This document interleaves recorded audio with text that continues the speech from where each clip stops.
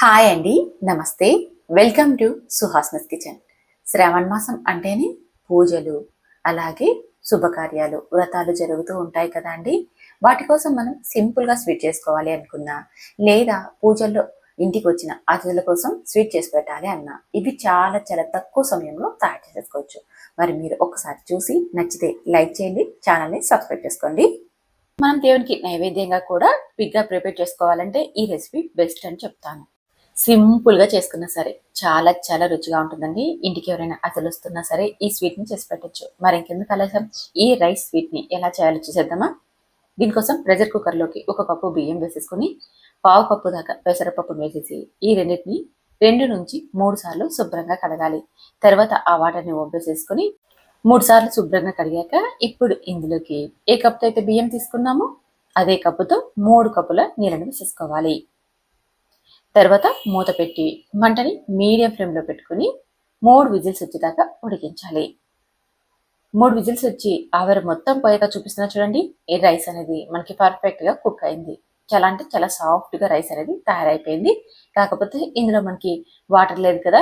ఇప్పుడు ఇందులోకి చిక్కటి పాలను 1 కప్పు, అలాగే మరొక కప్పు నీళ్ళను వేసేసుకుని ఇప్పుడు మళ్ళీ స్టవ్ వెలిగించి ఇదంతా ఒకసారి బాగా కలిసేలాగా కలిపి మంటని పూర్తిగా లో ఫ్లేమ్లో ఉంచి మూత పెట్టి ఒక 5 నిమిషాల పాటు ఉడికించుకోవాలి. ఈలోపు 5 లేదా 6 ఇలాచిని, 4-5 మిరియాలని కచ్చా పచ్చగా దంచి పెట్టుకోవాలి.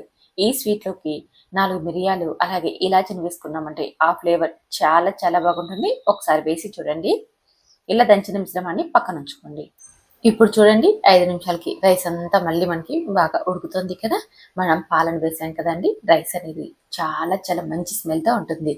ఒకసారి అంతా బాగా కలిసేలాగా కలిపి ఇప్పుడు ఇందులోకి ఏ కప్పు అయితే మనం బియ్యం తీసుకున్నామో కప్పుతో 1 కప్పు బెల్లం తురుము వేసుకోవాలి. అలాగే మనం దంచి పెట్టుకున్నాం కదా కచ్చా పచ్చగా మిరియాలు, ఇలాచిని కూడా వేసేసుకొని ఒక్కసారి ఇదంతా బాగా కలిసేలా కలిపి ఇప్పుడు మంటని పూర్తిగా లో ఫ్లేమ్లో ఉంచి మధ్య మధ్యలో కలుపుతూ దాదాపు 10 నిమిషాలు ఉడికించుకున్నాం అనుకోండి, రైస్కి ఈ బెల్లం అంతా కూడా బాగా అంటుకుంటుంది. ఇక్కడ నేను 5 నిమిషాల తర్వాత ఒకసారి అంతా బాగా కలిసేలా కలిపి చూపిస్తున్నా.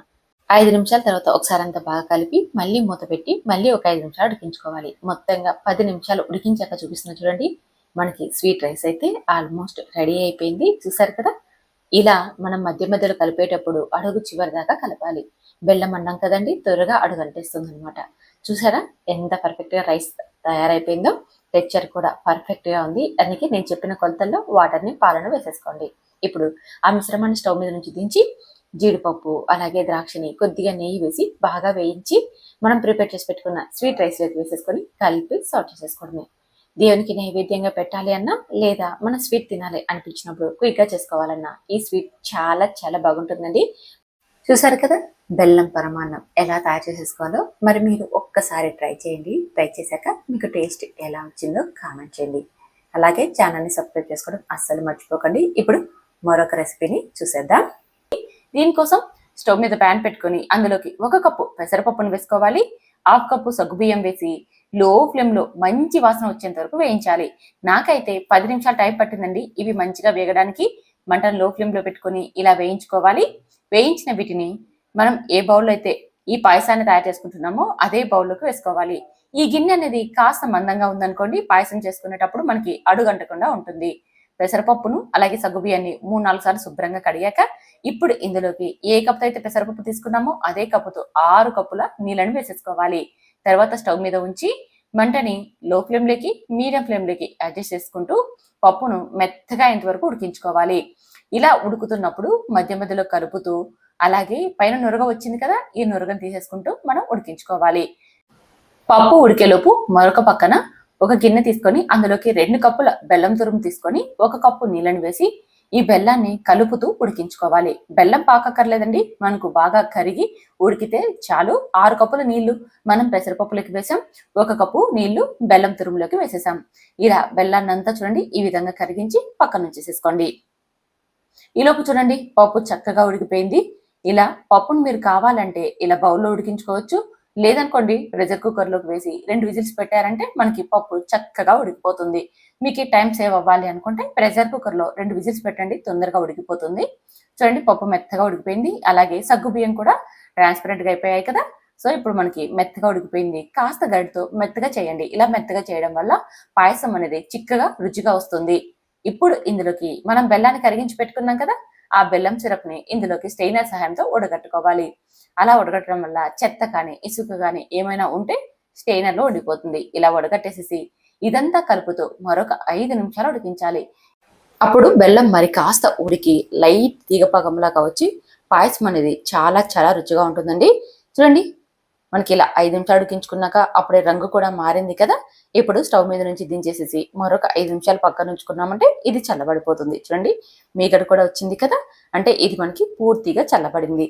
లేదా లైట్ గా గోరువెచ్చగా ఉన్నా పర్వాలేదండి. అప్పుడు మనం ఇందులోకి చిక్కటి పాలను యాడ్ చేయాలి.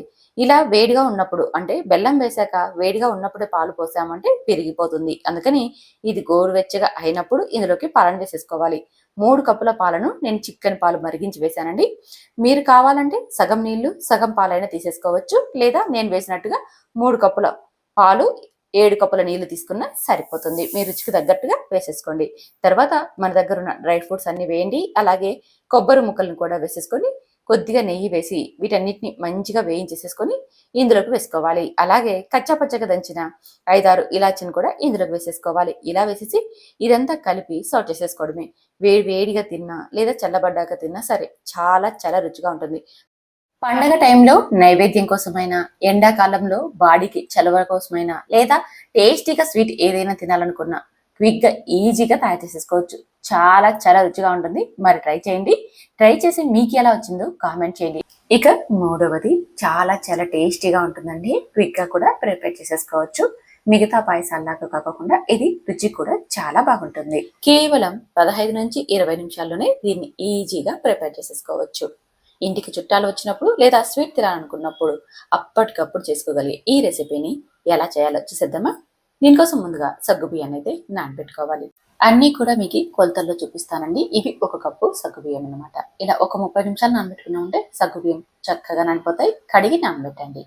ఇప్పుడు మిక్సీ గిన్నె తీసుకొని మనం సగ్గుబియ్యం తీసుకున్న అదే కప్పుతో 1 కప్పు కొబ్బరి ముక్కల్ని వేసేసుకొని మెత్తని పేస్ట్ లాగా గ్రైండ్ చేయండి. ఇలా గ్రైండ్ చేసుకున్నాక ఇప్పుడు ఇందులోకి అదే కప్పుతో వాటర్ని వేసేసుకొని ఇప్పుడు ఇదంతా మరొకసారి సాఫ్ట్గా ఇంతవరకు గ్రైండ్ చేయండి. ఇలా గ్రైండ్ చేసుకున్న ఈ మిశ్రమాన్ని స్టెయినర్ సహాయంతో కానీ లేదా కాటన్ క్లాత్తో కానీ మనం వడగట్టుకోవాలి. అప్పుడు మనకి పాలు వస్తాయి. మరొకసారి మళ్ళీ గ్రైండ్ చేసుకోండి. మళ్ళీ 1 కప్పు వాటర్ వేసేసుకొని ఇలా 2 సార్లు గ్రైండ్ చేసుకున్నాం అనుకోండి, మనకి కొబ్బరి పాలు అయితే చిక్కటివి వచ్చేస్తాయి.